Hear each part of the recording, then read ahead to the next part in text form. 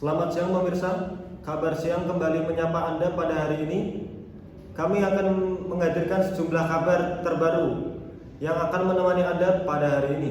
Kami juga akan menghadirkan sejumlah kabar lainnya terkait berbagai berita pada hari ini. Saya Ella Nabila dan Muhammad Akil, inilah kabar siang selengkapnya.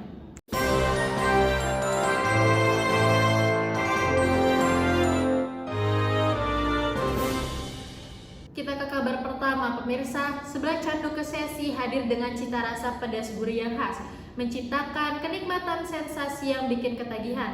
Tak heran sebelah Candu menjadi pilihan utama para pecinta kuliner di Kesesi. Laporan ini disampaikan oleh rekan kami, Nevika Sari.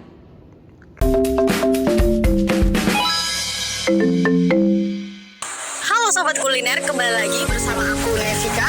Kali ini aku lagi di seblak yang katanya favorit banget nih di Kesesi, yaitu seblak Candu. Nah buat kamu pecinta pedas wajib banget untuk cobain kesini. Nggak perlu lama-lama lagi, yuk kita telepon. Nah, untuk tempatnya cukup luas ya Sobat Kuliner. Dan untuk lokasinya juga cukup mudah untuk dicari ya Sobat Kuliner. Dari arah pasar Kesesi, lurus, setelah itu kalian belok ke kanan. Nah, gak jauh dari itu Sobat Kuliner sampai di lokasi seblak Candu. Seblak Candu sendiri sistemnya itu prasmanan ya Sobat Kuliner. Dan banyak berbagai topping, mulai dari kerupuk-kerupuk, seafood, ceker, balungan, dan sayur mayur juga ada.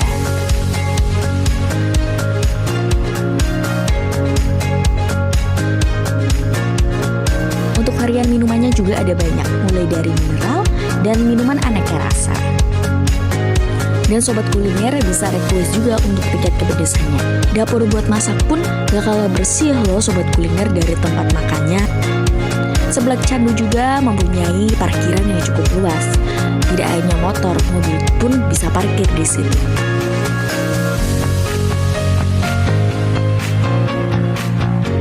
Nah, itu dia liputan dari seblak Candu.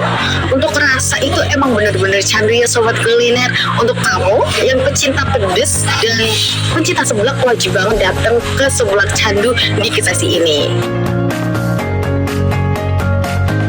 Sampai jumpa di liputan kuliner selanjutnya. Ingat, hidup terlalu singkat untuk makan makanan yang biasa aja. Bye-bye.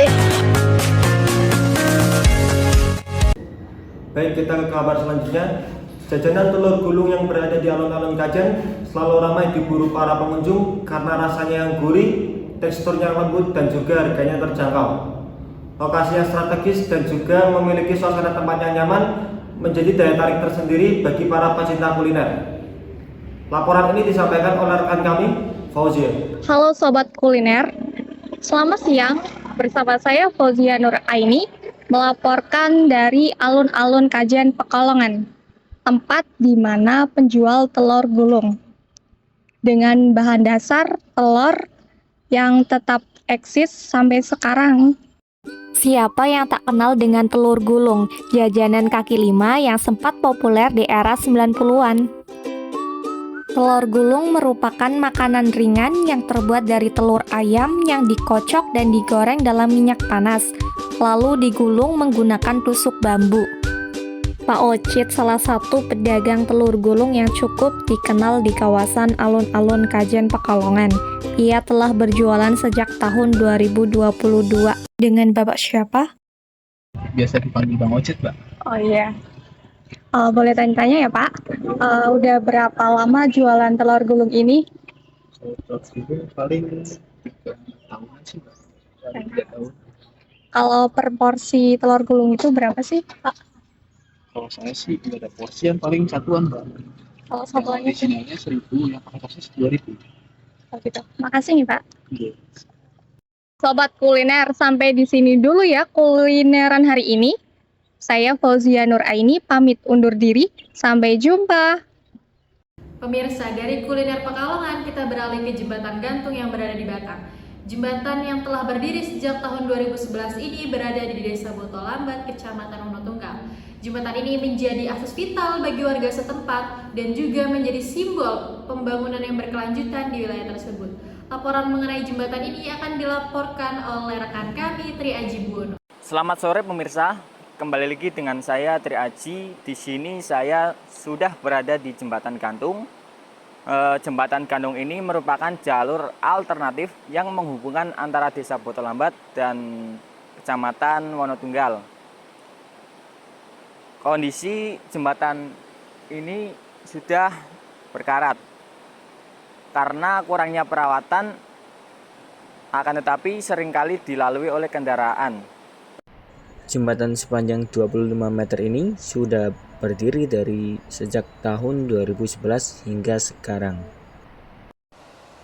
Besi-besinya sudah mengalami pengaratan karena hujan dan panas. Alas jembatannya pun sudah ada yang diganti dengan kayu dan juga bambu agar tetap bisa untuk dilalui.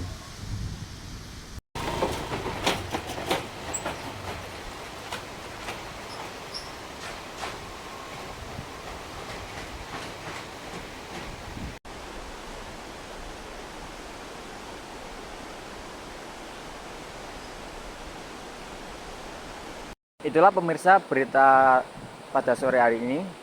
Saya Tri Aji, pamit undur diri. Sekian, terima kasih. Baik pemirsa, bicara soal banjir rob akibat air pasang laut kembali merendam pemukiman warga di Desa Belendung, Kecamatan Ulu Jami, Kabupaten Pemalang. Genangan air ini sangat mengganggu aktivitas warga sehari-hari dan juga merusak fasilitas desa. Pemerintah setempat beserta warga terus berusaha menghadapi masalah ini. Laporan ini akan disampaikan oleh Khairil Anwar.